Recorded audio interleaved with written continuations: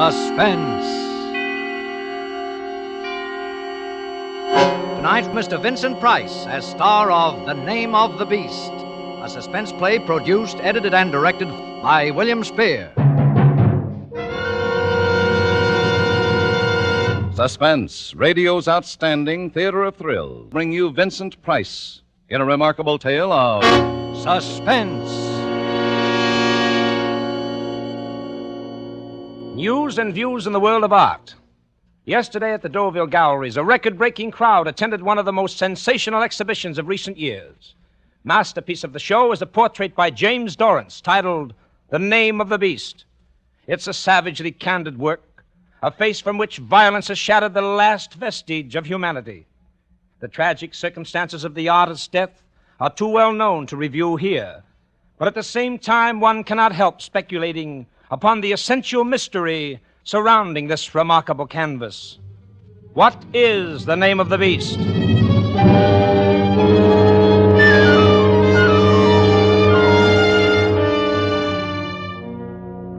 The name of the beast was Krebs, Elmer Krebs. I found him in an evil waterfront dive, took him to my studio, and made the first sketch for the portrait that night. I gave him money, and he promised to return the next day. When he didn't show up, I went in search of him. He wasn't hard to trace. My search came to an end in a squalid room of a waterfront hotel. Come in. He didn't look up when I entered the room, but continued to sit there on the sagging, dingy bedstead, holding his head in his hands and gently moaning. I crossed the room and raised the blind to let in the daylight. Then I saw it. Blood. On his hands, on his shirt front, in his hair and beard. A horrible, sticky mass of blood.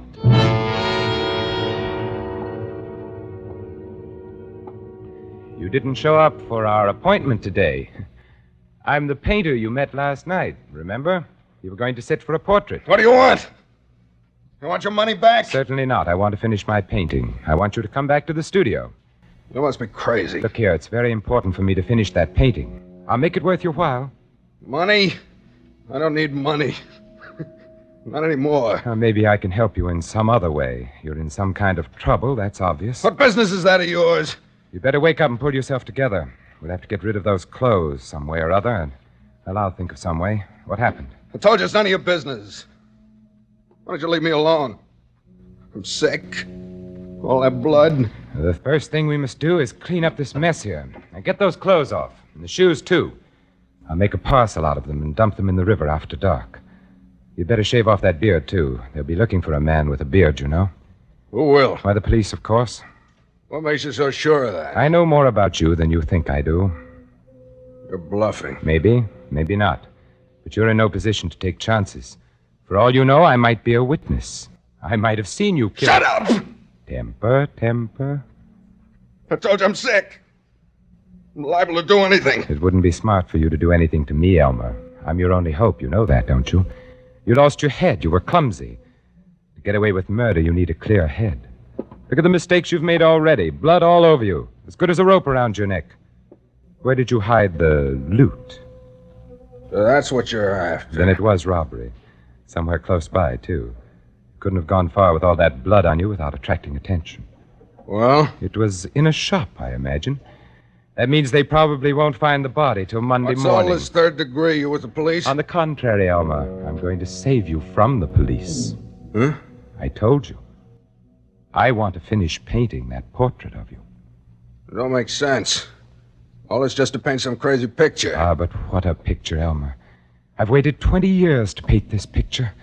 Everything I've ever painted has been merely the preparation for this. I've worked alone, never exhibited a single canvas. Do you know what it is to work alone? Yeah, I know. Nobody knows your name, but one day, quite suddenly, a masterpiece explodes in the face of a jaded world. Like your murder, Elmer. After a life of petty crime, at last an act of yours really means something. Newspapers will headline it. The whole world will be clamoring to know your name. Exciting, isn't it? Exciting? Well, that's the way I feel about this portrait. I must finish the job just as you How do I know you won't take those clothes to the cops instead of dumping them? I'm taking a terrible chance walking out of here with a bundle of blood-stained clothes as it is. They'd fit me about as well as they fit you. Okay, that's fair enough. By the way, where did it happen? The Hawk Shop. Number 23, next to the alley. Was it The necessary? old man came in, started firing a revolver right off. I don't pack no rod. There's nothing else to do. I grabbed the fire axe off the wall. Oh, my. And I suppose the police have your fingerprints on file? Yeah, I done time once. What did you do with the axe? Just dropped it there.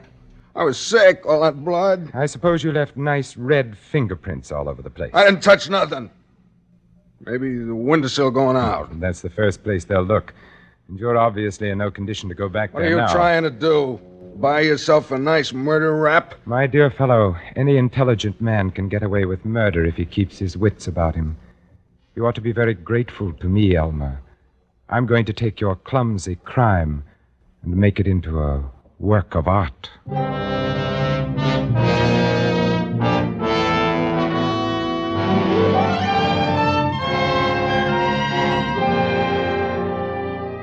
For Suspense, Vincent Price, In the Name of the Beast, by Robert Tallman.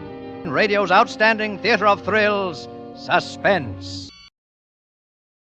And now bring back to our Hollywood soundstage Vincent Price as James Dorrance, with Elliott Lewis as Krebs, In the Name of the Beast.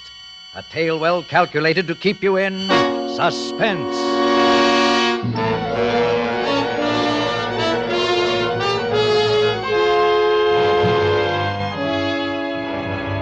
The shoes of the beast were just my size. I wore them when I went on my errand that night. It was fortunate I did. Getting into the place was simple. It was an old-fashioned lock, and the skeleton key to my studio fitted it perfectly. The shop bell jangled when I opened the door. I made my way quickly along the dark rows of counters to the rear of the shop. A pair of dusty portieres provided it from the back room.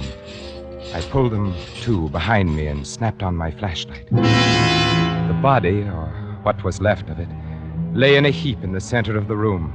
The floor, well, it was lucky I hadn't worn my own shoes. There would be tracks out of that place, red tracks.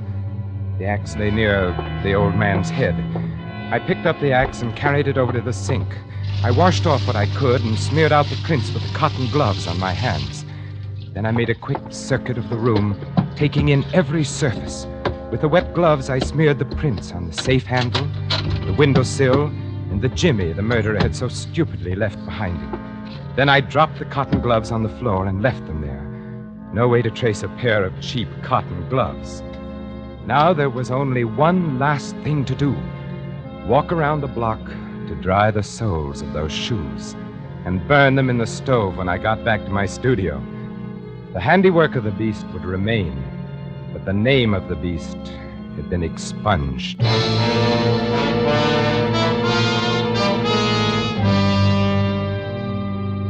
But I didn't burn the shoes, nor did I throw that bundle of clothing into the river as I had first planned to do that night. No. This would be an authentic portrait of a murderer in the very blood-stained garments of his crime.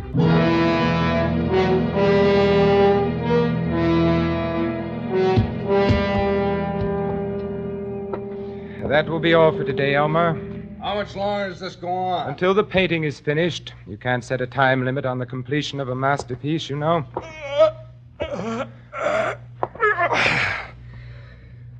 Don't look much like me. You've forgotten. I made the first sketch before you shaved off your I beard. don't like this picture. Did you have to paint in all that blood? My dear fellow, no one in the world would ever recognize you as the man with the beard in this I painting. don't like this picture. I don't like staying here. Look, what about that stuff? When can I start cashing in on I it? should have thought I was paying you enough to live on. Suppose I want to get married. Well, What? Oh, good Lord, man. You mustn't even consider it. In the first place, I can't afford to support another person, and Who's in the asking second you place, to support anybody? I got that stuff, haven't I? Well, I'm going to cash it in, that's all. Listen to me, Elmer. If you try to unload as much as one piece of that loot, the police will be on your tail so fast. Oh, no, my friend. That stuff has got to stay where it is for some time to come. You just say that, so I'll have to depend on you. So you can paint that lousy picture. Maybe. Oh, by the way, Elmer, I've never said anything about it before, but you never told me exactly what you did do with the loot. It's a suitcase, I told you. Yes, I know, in a locker at Grand Central, but where's the ticket? That's one secret I'm keeping. Well, all right. But you will promise me not to unload those jewels. Not for a while. She keeps asking me, when are we going to get married? What am I going to tell her? Oh, by the way, who is the lucky lady? Jeannie. Her name's Jeannie Baker. Hey, wait a minute, though. She don't know anything about me. Not anything. If I ever catch you talking to her, so help me, I'll kill you.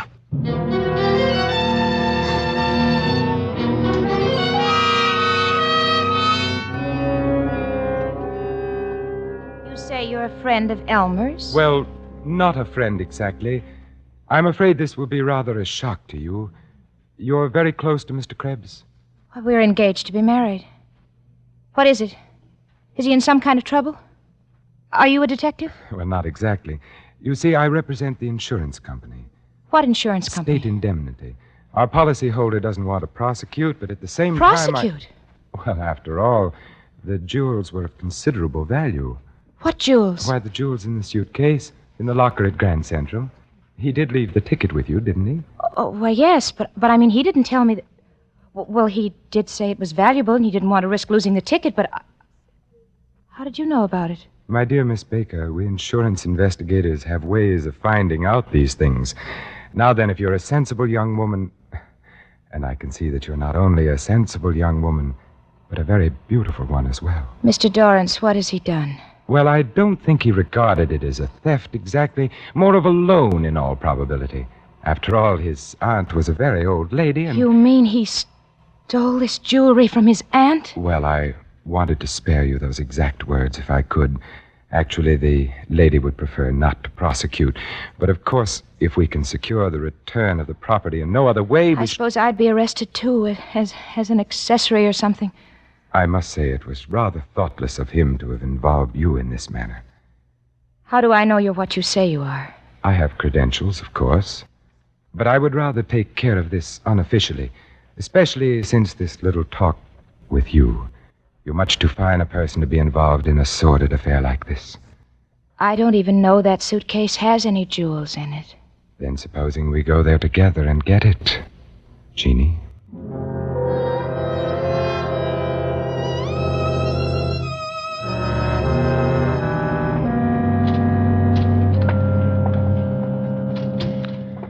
Well, now let's have a look. How are we going to... Well, I think I have a key here that'll open it.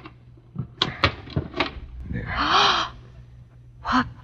Those must be worth a fortune. Yes, they are, Miss Baker. You understand our concern? Yes. Close it up. I don't want to look at it anymore. I'd like to have spared you this. You understand, of course, that I wouldn't dream of prosecuting. Not now that I've met you. I don't know how to thank you, Mr. Dorrance. This is such a shock to me. How could he? How could he? There. You're not the first innocent girl to be deceived by an unscrupulous fellow like that. How did you happen to become involved with him in the first place? Oh, I was lonely. I have no friends here, and he came into the cafe where I wait tables. Oh, there now. You won't let anything happen to me. I promise you, I'll do anything to keep you from knowing another moment's unhappiness.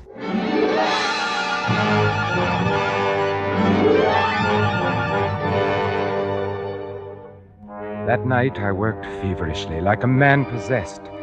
But as I worked, an uncanny change came over the man in the portrait. There was something about it, something that terrified and at the same time fascinated me. Yet the more I tried to make it come right, the less it really looked like Krebs. I began to regret I had had him shave his beard, in spite of the risk involved. Being clean-shaven altered a man's appearance more than I thought. But that wasn't the real difficulty. The real trouble was Jeannie Baker. How could she ever have loved a beast like Krebs? A girl so gentle, so lovely. I tried not to think of her, but the image of Jeannie stood between me and the canvas, and the painting just would not come right.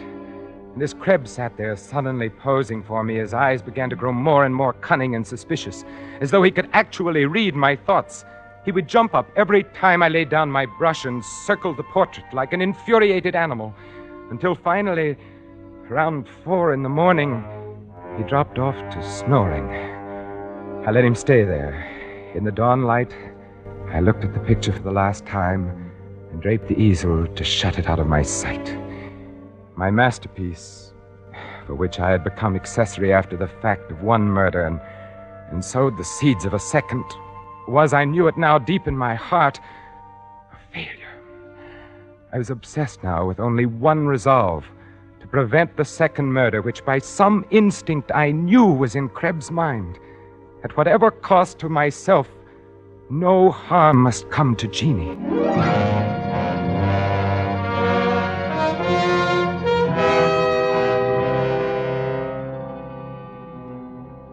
Mr. Dorrance, I've been told that artists are full of romantic notions, and the Bureau has dealt with a number of them in this neighborhood, as you can well imagine. But I must say that of all the pipe dreams that have been brought to me, yours is the most fantastic. Oh, but listen, Inspector, you've got to believe me. That girl's life is in danger. Yeah, we're checking on that.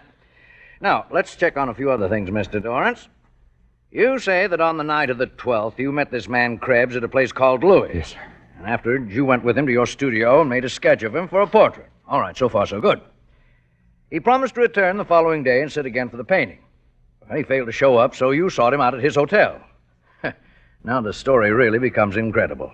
He tells you he's committed a ghastly murder. He's covered in blood. You offer to help him get away with the murder in order to finish the portrait. Oh, now really, Mr. Dorrance. You painters need publicity as bad as all that. But, Inspector, I tell you, I have all the evidence. Where? At my studio. Where's this man Krebs?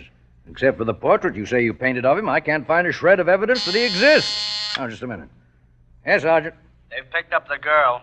Good. Send her in. Oh, she'll tell you. She'll tell you who Krebs is.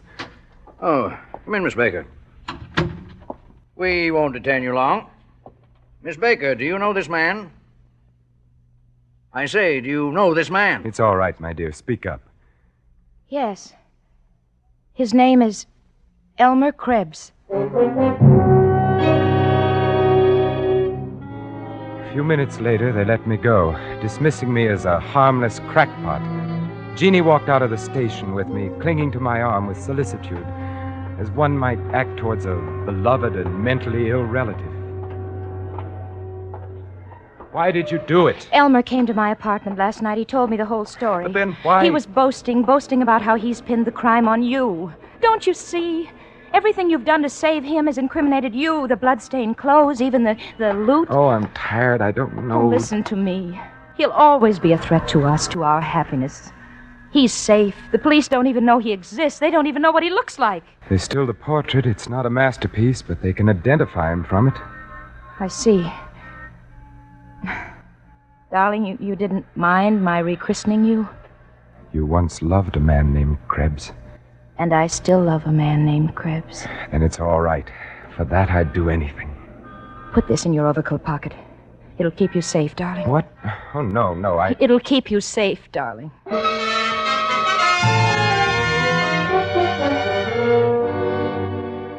He was there in my studio when I got in that evening, waiting for me.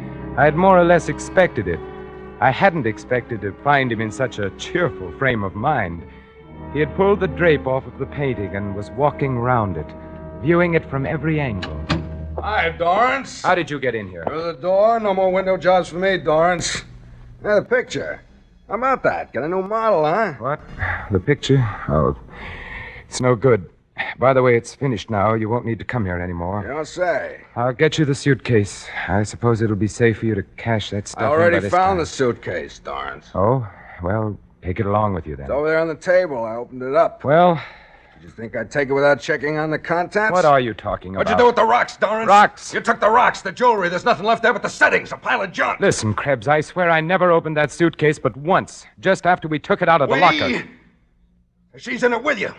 Listen, Krebs, you can think whatever you want to about me, but keep Jeannie out of I it. keep Jeannie out of it? That's a laugh. I mean what I say. Krebs, where are you going? To her place. If she has those rocks, I'm gonna Krebs, come back here. get her. Job to do. Krebs, if you go out of that door, I warn you. All right.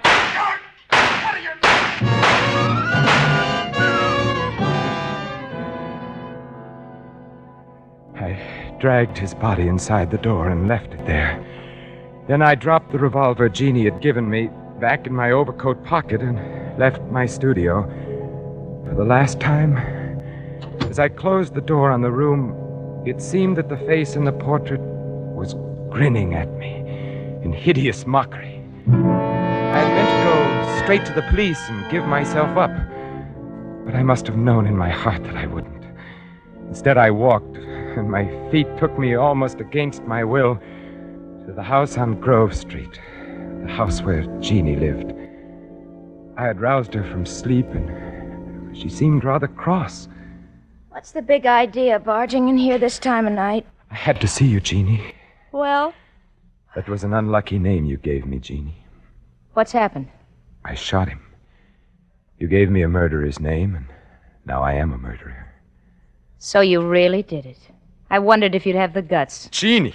Oh, Jeannie. What do you want me to do? Put on black and cry myself to death? You loved him once. Who said so? You were going to marry him. Maybe. I thought he was smart once. I said I'd marry him if he pulled a really big job. I might have kept my word, but he bungled it. What's worse, he involved me. When I found out he'd planted that stuff on me. You knew all the time. So what? So what? You'll get your cut. Oh, Krebs was right. You did take those stones, and I killed a man for you, to save you. What did you do with the gun? It's in my overcoat pocket. I was going to the police. Oh, you sap. Why didn't you leave the gun there? Make it look like suicide. Was, in a way, wasn't it, Jeannie? I'm Krebs now. Dorrance is dead. You planned it very nicely. Oh, stop. Stop trying to be deep. Doesn't matter what your name is. Either way, you've messed it up. Anybody have a key to your place? No. And we still have time. Time for what? The body. Any intelligent person can get away with murder if he keeps his wits about him. You told Elmer that. Yes, I told Elmer that.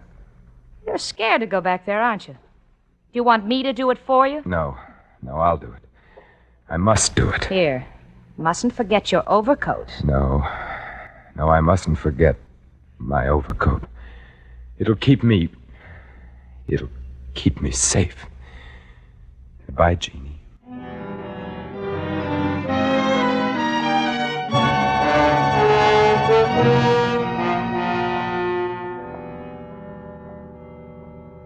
Two stiffs. What a shambles. Looks as if he shot this guy and then bumped himself off. Who are they? I don't know the other one. This is a guy that came into headquarters Saturday. You know, the artist. Huh?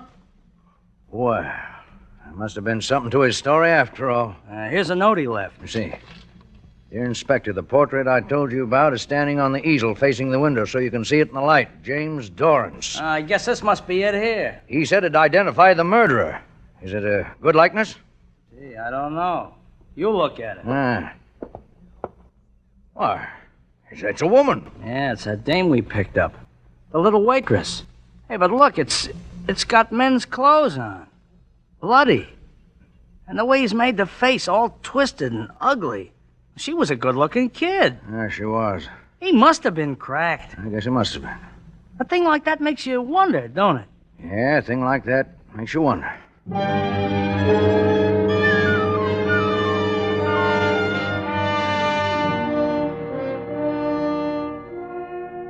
The discerning art lover will recognize Dorrance's painting as more than a mere portrait. It's the human soul stripped naked, and its dark and deep and secret places shown in all their morbid, brooding fascination.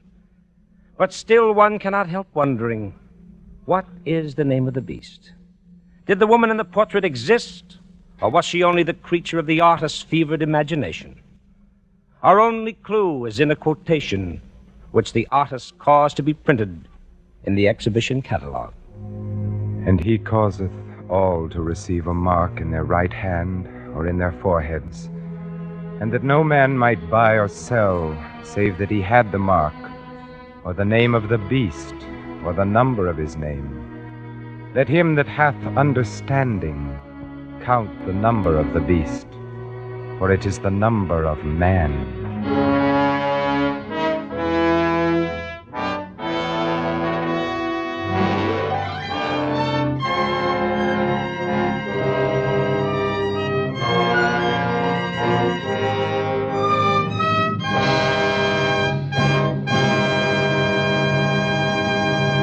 Suspense.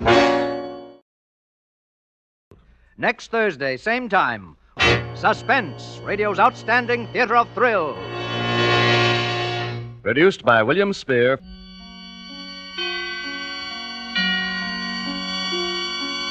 This is CBS, the Columbia Broadcasting System.